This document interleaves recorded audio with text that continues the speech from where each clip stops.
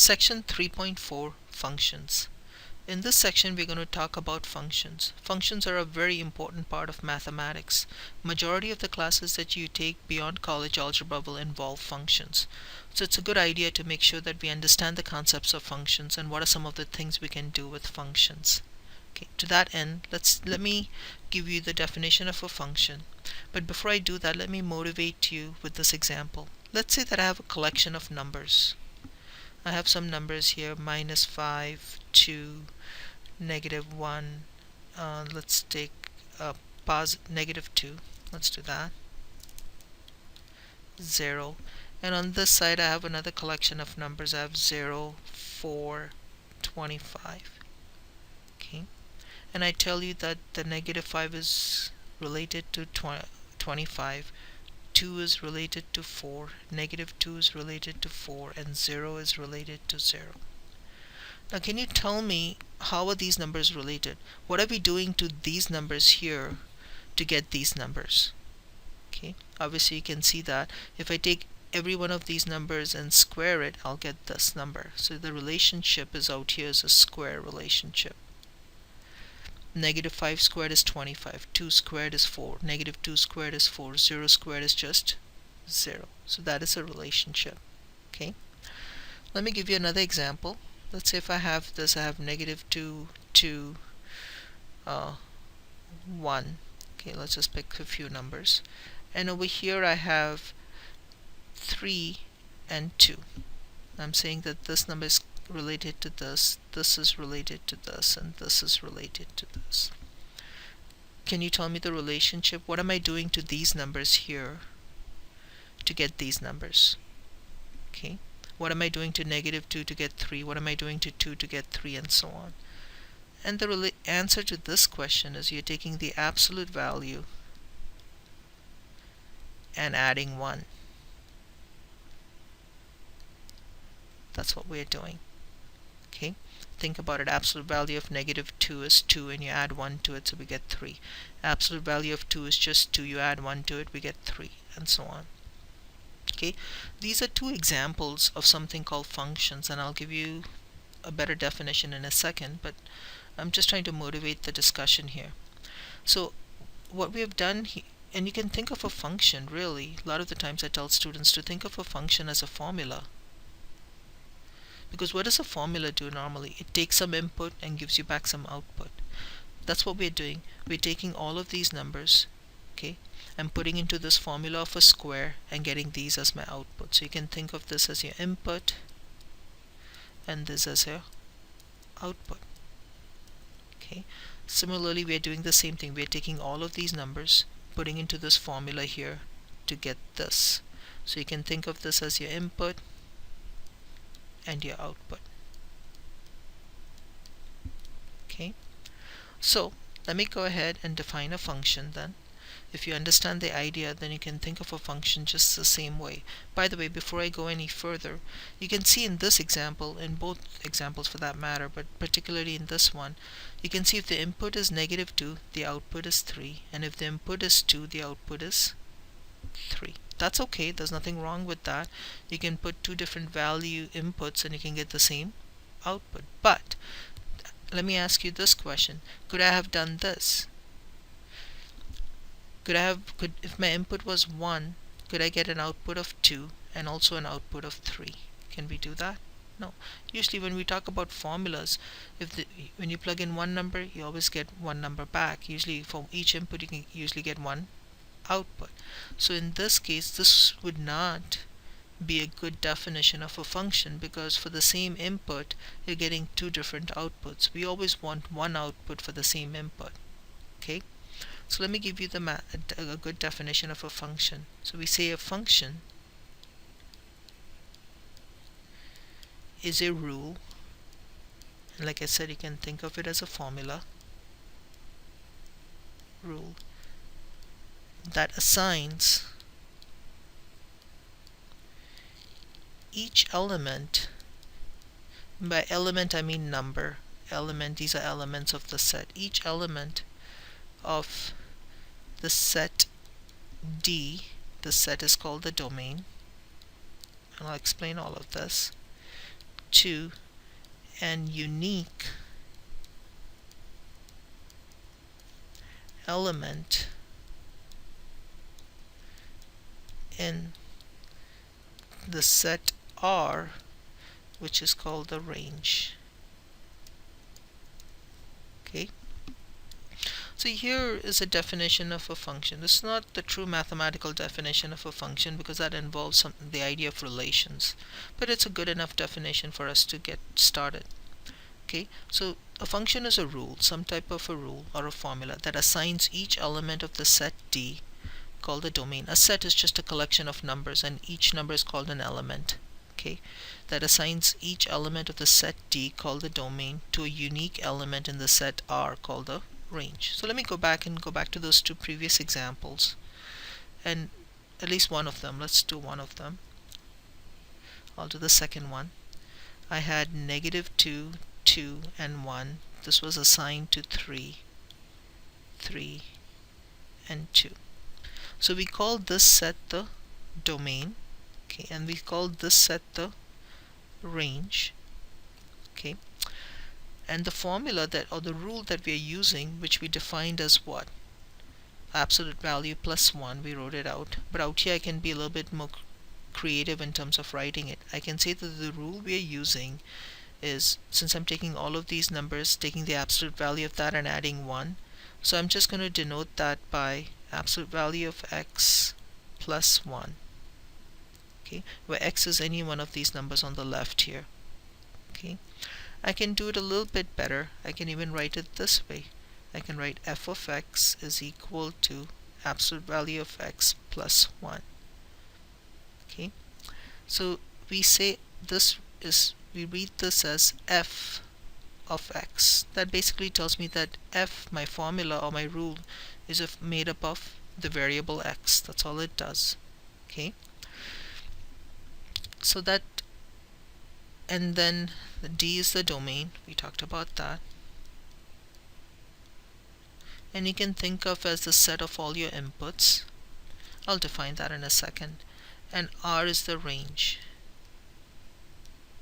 Okay, so here's the definition of a function. It basically, like I said, really truly, if you want to get a good understanding, just think of it as a formula that takes each input, gives you back a unique output. The key thing is unique. That means for one input you cannot have two different outputs. You can only have one output. Okay, and we denote functions like this, f of something, because that tells me what is this function made up of. This function is made up of this variable where the rule is defined as this. Okay, out here we are only looking at functions of one variable. It's just made up of x. There are functions that are made up of 2 variables, 3 variables, 4 variables, and so on. So there are more complicated functions out there.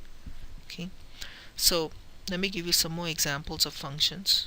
Here's another example. I could have f of x squared plus 2x. That's an example of a function. Okay, this function is made up of x. This function is called f and it's made up of x. And here's the rule that we are using to create this function. Here's another example. I could have h of t is equal to minus 16t squared plus 64t. This is another example of a function. We're not limited to using x and f all the time. This function is called h, which is made up of t, and here's the rule that we're using to create this function. So to find h, I take a t value, plug it into this formula, and that gives me h. Okay,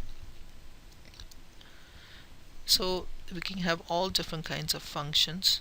We could have a function, we could have g of s, we could have 2s minus 3, that's a function. Okay, let's make it a little bit more advanced. Let's say s plus 1 on the bottom. So there's a function still. Okay, so these are examples of functions. Now the functions always have two things. There's another thing you need to know about functions. There's something called the independent variable,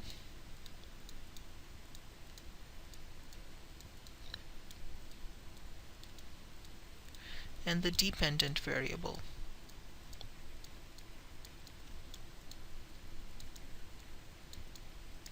Okay, so let's take a look at this. For this one, the independent variable is a variable. Okay, in this case it is x, because x doesn't depend upon anything, but f depends upon x, because that's what this says, f of x. F depends upon x, so that's my dependent variable. X can be any number you want to plug into that function. The x is all your inputs, right? So it can be any input you want to plug into your function. Out here the independent variable is t and the dependent variable is h. Out here the independent variable is s and the dependent variable is g. So to know g, I need to know s, because this is telling me g is a function of s. Without s, I cannot find g. Out here we're saying h is a function of t. Without t, we cannot find h. That means h depends upon t, so it's a dependent variable, and t is my independent variable. Okay, so those are some just terminologies associated with functions. Okay, I'll come back and talk about domain and the range in a second. Let me go ahead and quickly show you how to check to see if something is a function. Okay, there's quite a few different types of checks to see if something is a function, but for now at this stage we're just going to use a basic idea of uniqueness. Okay,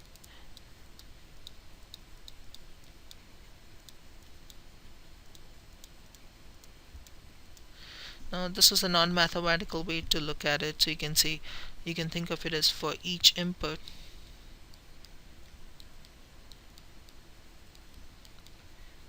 there is only one output, and that basically means a unique output. So that is the main thing we want to check. If it violates that, then it's no longer a function. So here's an example. Okay, which of these equations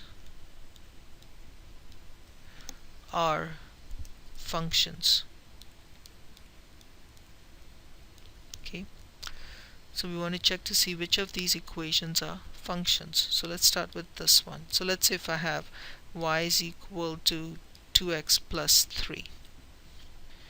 All I've done is instead of f of x I have y. I could have easily written this way, or I could have written as f of x is equal to 2x plus 3. But if I did that, then I'm already saying that this is a function, but we want to first check to see which of these are functions, which of these equations are functions. So for something to be a function, what do we want to happen? For each input, I can only have one output. Out here my input is x, my output is y. So let's see if that works. Okay, think about it in your head. If I take any number you can think of and plug it in here for x, will I get two different numbers for y? No, we're not going to get that, because you can see for each x you're going to get one y. So this is a function. On the other hand, if I gave you this, if I said y squared plus x squared is equal to 4, is this a function? Anytime you want to check to see if something is a function, you always isolate y. So if I isolate y, I get what? Y squared is equal to 4 minus x squared, and then I have a square, and this is really a number on this side, so I can take square roots on both sides. I get y is equal to plus or minus, remember we have to introduce plus or minus when we take square roots, 4 minus x squared. So now clearly you can see this is not a function, because if I take some value of x and plug it in here, how many values of y am I going to get for that one value of x? We're going to get 2 because of the plus or minus. Let me prove that to you. So here's a check. Let's say that x is equal to minus is equal to 13. Well, actually, let's pick 0, it'll be easiest. X is 0. Well, if I plug that into this function, what do I get? Y is equal to plus or minus square root of 4 minus 0. So we get plus or minus square root of 4, which is plus or minus 2. So what does that tell me? If x is 0, y is 2, and if x is 0, y is minus 2. So is that going to be a function? No, because for this input I have this output, and for the same input I have a separate output, and that violates the requirement of a function. So this is not a function. So if you want to check to see if something is a function, if you're given an equation, all you have to do is isolate y. And once you isolate y and you generate plus or minus, then you know right away it's not a function, because for each x you're going to get two y's then. Okay, so that's one way to check for function. In the next section I'll show you a different way to check for a function, but for now that's one way to do that. Okay, so now that we know how to check for a function, what can we do with functions? We can evaluate functions. Remember what I said, functions are formulas in essence. So we can always evaluate formulas, right? Plug in the input and you can get back some output. So here are some examples.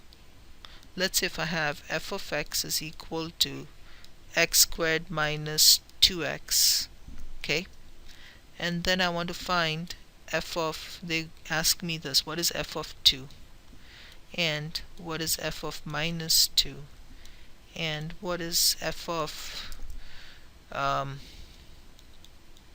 x squared. Let's do that. Okay, so if you go back and look at the problem, go back up here, what did we define f of x as here? We said f of x is absolute value of x plus 1.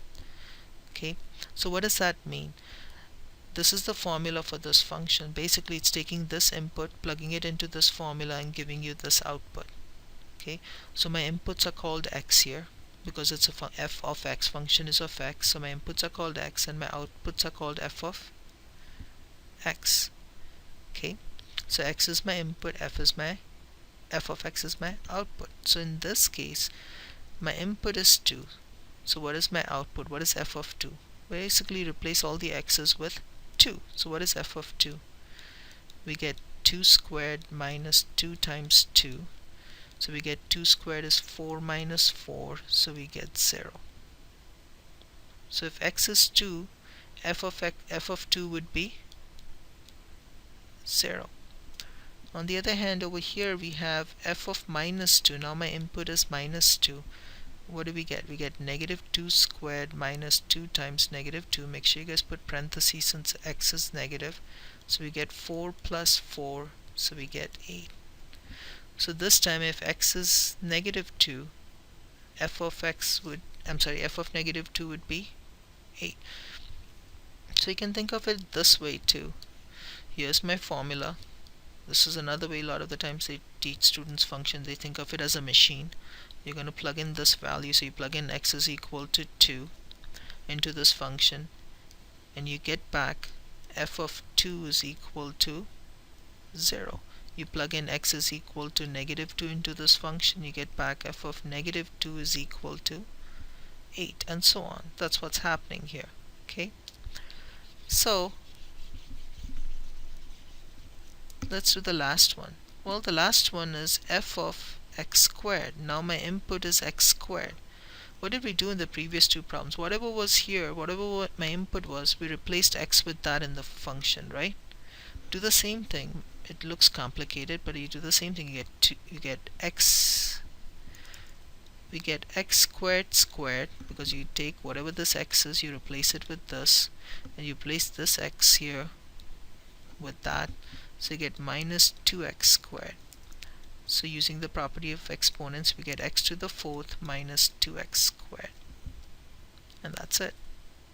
Okay, so to evaluate functions, it's really easy. You just treat it like a formula. Just take your input and your number and plug it in and see what you get. That's all you need to do. There's nothing else you need, and nothing special you need to do there. Okay, now they could also have given you this f of a plus h. Let's do x plus h for the same problem. What is x here? What is my input here? I'm sorry, my input is this.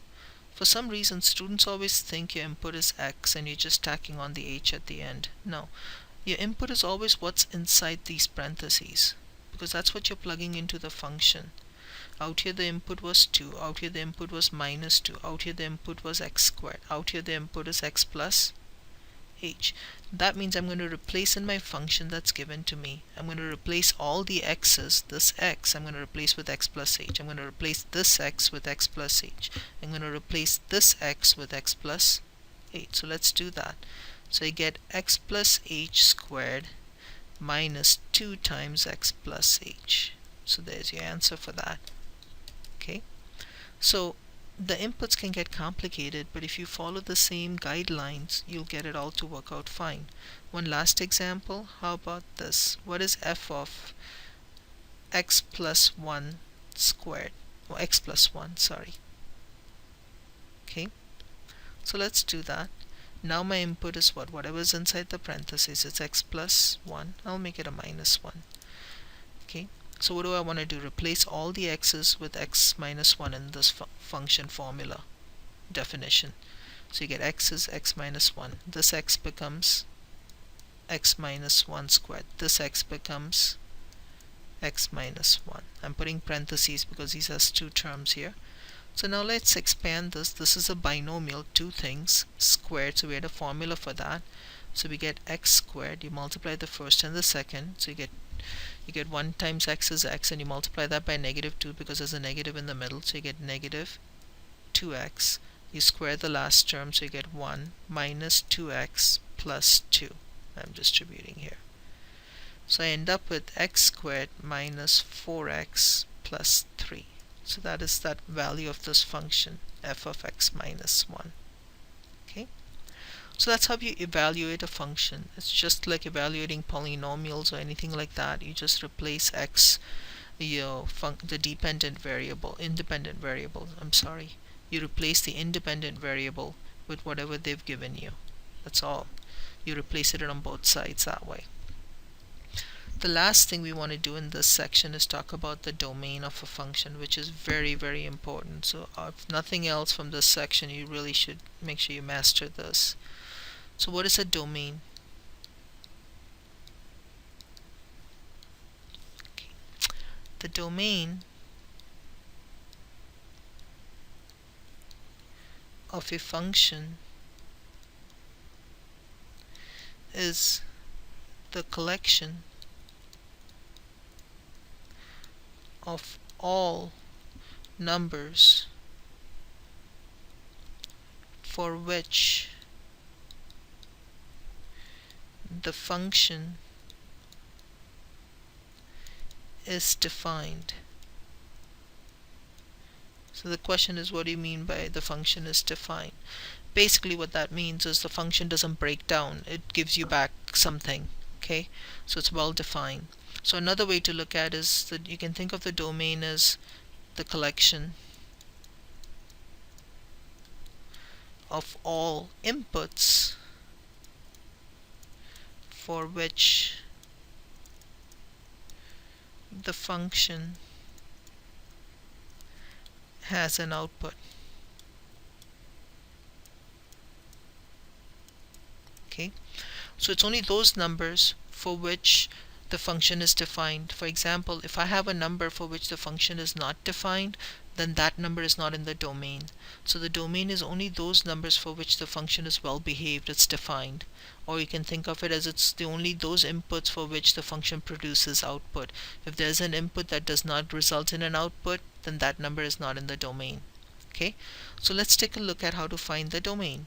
Well, if it's only the collection of numbers that make the function well defined, then the best way to find the domain is ask yourself, what numbers cause problems? If you know what numbers cause problems, you can just get rid of those numbers and then just keep the ones that are if you get rid of out of all the numbers, if you get rid of the ones that cause problems, and what's left is your domain. Okay, so that's one better way to think of it, as think of your domain. So let's do that, finding the domain.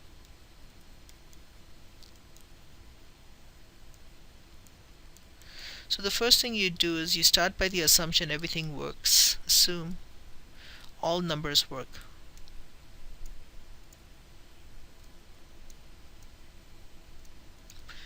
Okay, once you start with that assumption, that hypothesis, then you just have to take out numbers that don't work, and then what's left is your domain.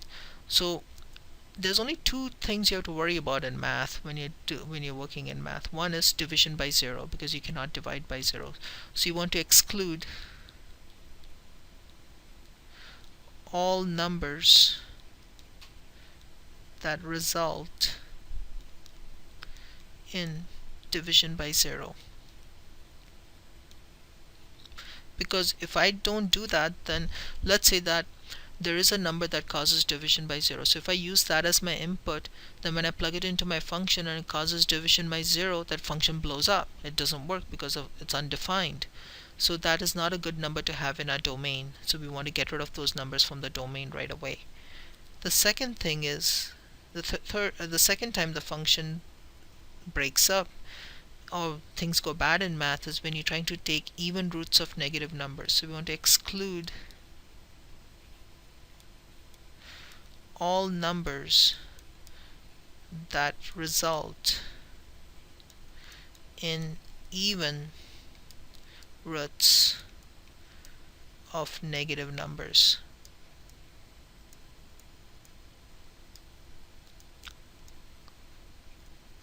And there's many different ways to find the domain. This is the method I prefer, but if you already know how to find the domain using a different method, that's fine.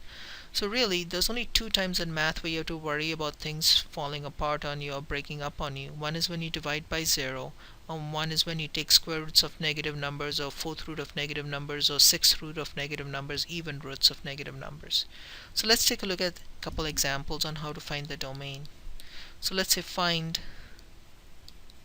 the domain of the following functions. Okay, so here's the first one.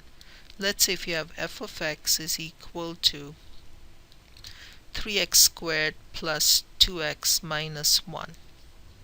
Okay, so what did I tell you to do? First, start by the assumption that everything works, and a good way to do that is just draw a little number line. This is my number line, and then assume everything works. So all the numbers from minus infinite to infinite work. Everything works. And then you ask yourself the two questions. Okay, I want to exclude all numbers that cause division by zero. Now think about it. For a number to cause division by zero, the variable would have to be in the denominator. Okay, so since x is not in the denominator, there's no way there's a value of x that's going to cause division by zero. So we don't have to exclude anything in that case. Then the next thing I want to do is what? Exclude all numbers that result in even roots of negative numbers. Now again, for even roots of negative numbers to occur, x would have to be inside a radical. So for some particular value of x, that radical would be negative.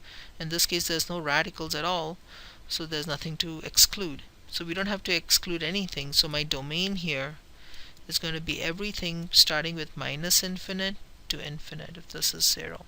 All of these numbers are good numbers, so we're good. That's my domain. Everything works here. There's no number that'll break this function, so there's no numbers for which you're going to get no value back from the function. Every value that every number that you plug into this function is going to result in a value in an output. So here's another example. Let's say if you have h of t is equal to 2t plus 1 divided by t squared minus t. Okay, so let's take a look at this function. Again, I'll draw it up here this time. We'll assume that everything works. All the numbers from minus infinite to infinite work. So let's do that. Now, the first thing I'm going to do is exclude any number that causes division by 0. Since my h is a function of t and t is in the denominator, then there is some value of t for which this is going to be undefined, or it's going to blow up. Like for example, if t is 0, I get 0 minus 0 in the denominator, so this is 0. So it's going to blow up. It can't divide by 0. Similarly, if t is 1, same thing's going to happen. So there are some values of t where this is going to happen. So how do I find those values? To find those values, all we want to do is we want to solve this. We want to find out when t squared minus t will be 0. That's what we want to know. When will this be 0? Because if I know when that will be 0, I can get rid of all of those numbers, because when that is 0, you'll get division by 0. So we solve this equation. Anytime you solve an equation, it's a quadratic, you can use a quadratic formula, or you can start by trying to factor it. That's what we always do with quadratic equations. We have 0 on one side and we try to factor, so I can take a t out. I get t minus 1 is 0. This product is 0, so it tells me what? One of them has to be 0, so t is equal to 0, or t minus 1 is 0. So we get t is equal to 1. So what does that mean? If t is 0, this thing is going to be 0. And if t is 1, this thing is going to be 0. And if this is 0, that means I'm going to get division by 0. So I don't want t to be 0 or 1. So I can come over here. If this is 0, I want to get rid of this number. And if this is 1, I want to get rid of this number. So those are bad numbers because they're going to cause division by 0. So we took care of that. Next thing we want to take care of negative square roots or even roots. So for that to happen, t would have to be inside a radical. Is t inside a radical anywhere here? No. So that's not something we need to worry about. So my domain is what? What's left? So I'll highlight the numbers that are left in yellow. So all of these numbers are good. These numbers are good. These numbers are good. The only two numbers that don't work are 0 and 1. So let's write them down in terms of intervals. So it's all the numbers from minus infinite to 0, not including 0, so we use parentheses. Union basically translated to the word or the numbers from 0 to 1, parentheses. The parentheses means the endpoints are not included. Union from 1 to infinite. So there's your domain. Please make sure when you write your domain, you always write it in terms of an interval notation, because that's usually the right way to write the domain. Okay, so don't just say it verbally. You actually do need to write it use inequalities. I prefer the interval notation like I just showed you. Here's another example. Let's say if you have g of s is equal to square root of x plus 3 divided by x squared minus 4. Okay, so once again, when you find the domain, we assume everything works. We start with that premise, and then we try to exclude numbers that don't work. In this example, we only have to worry about two things: division by 0 or square root or n through even roots of negative numbers. So let's check. We have this is the function of x, not of s. We have x inside the radical, so we'll have to worry about even roots of square roots of negative numbers. Since we have x inside the radical, we'll have to worry about that.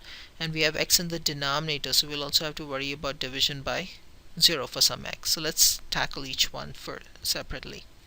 So to find out when this will be 0, we solve this. We solve the equation.